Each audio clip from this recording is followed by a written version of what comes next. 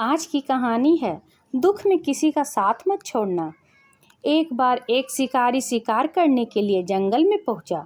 उसने अपने तीर पर बहुत ही खतरनाक जहर लगाया और शिकार को निशान बनाकर उसने तीर को छोड़ा, लेकिन इसका तीर चूक गया और तीर एक पेड़ पर जा लगा। वह पेड़ बहुत ही हरा भरा और बहुत सारे तोते उस पेड़ पर रहते थे। जैसे ही वह जहरीला तीर उस पेड़ पर जाकर लगा, वह पेड़ धीरे धीरे सूखने लगा और उस पेड़ पर जो भी तोते रहते थे वह एक एक करके उस पेड़ को छोड़कर जाने लगे। उस बड़े से पेड़ को कोटर में एक बहुत ही बूढ़ा तोता रहता था, जो बहुत ही धर्मात्मा और अच्छे मन का था।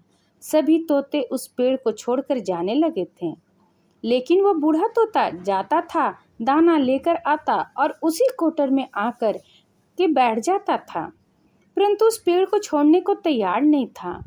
तोतों के साथियों ने कई बार आकर के उसको समझाया कि यह पेड़ सूख रहा है और किसी दिन गिर भी जाएगा, चलो किसी और पेड़ पर चलकर रहा जाए, परंतु वह बूढ़ा तोता वहां से जाने को तैयार नहीं हो रहा था।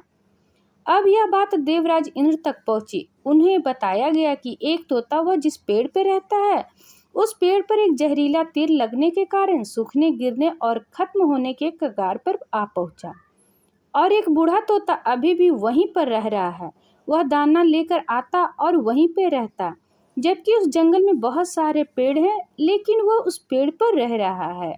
देवराज इंद्र प्रकट हुए और उस बूढ़े तोते से कहने लगे कि आप बहुत धर्मात्मा हैं, बहुत ही अच्छे मन के हैं, लेकिन आप इस पेड़ को छोड़कर किसी और पेड़ पर चले जाइए, क्योंकि यह पेड़ कुछ ही दिनों में गिर जाएगा।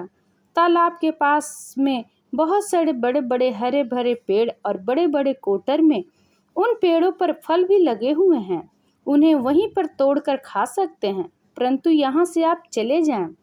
तोता बोला, माफ कीजिएगा, इस पेड़ ने मुझे जीवन दिया है, शिकारियों से मेरी रक्षा की है, हर मौसम में मेरे साथ रहा, ये कोटर मेरा घर है, यहाँ मैं पला बड़ा, इस पेड़ को छोड़कर मैं कैसे जा सकता हूँ?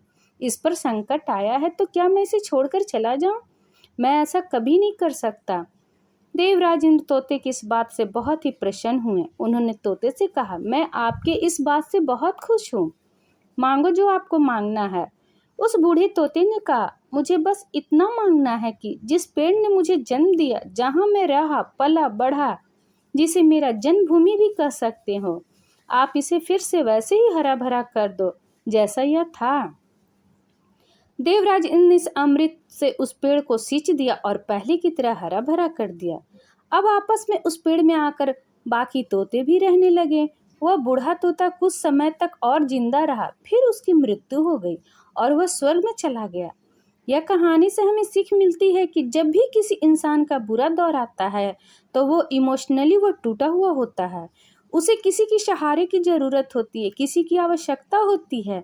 अगर आप ऐसे समय में उसे छोड़कर चले जाएंगे, उससे बात नहीं करेंगे, मुंह मोड़ लेंगे, तो आपसे बुरा कोई नहीं है, क्योंकि आप किसी के सुख का साथी बने या ना बने, लेकिन आपको हमेशा किसी के दुख का साथी जरूर बनना चाहिए।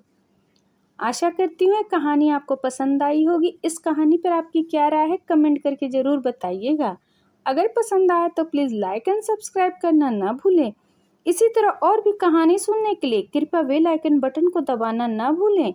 वीडियो देखने के लिए आपका बहुत बहुत धन्यवाद।